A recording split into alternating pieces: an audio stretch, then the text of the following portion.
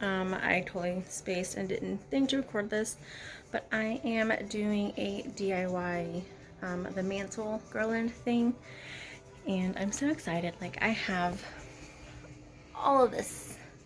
Got it from the Dollar Tree, and I even did, I even got some little fake snow and some like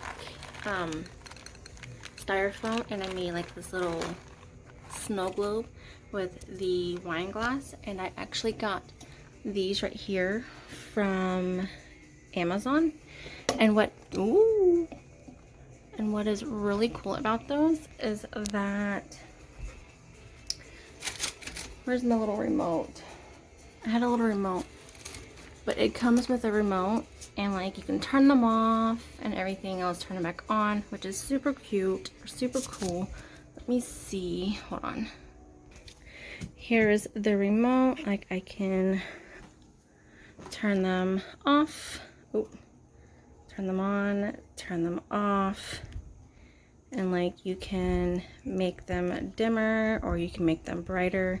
You can do either 2 hours, 4 hours, 6 hours, or 8 hours. You can do candle, or you can do just a light. Or you can do the candle. I love the candle effect, but I will post the link for these candles in the description box below.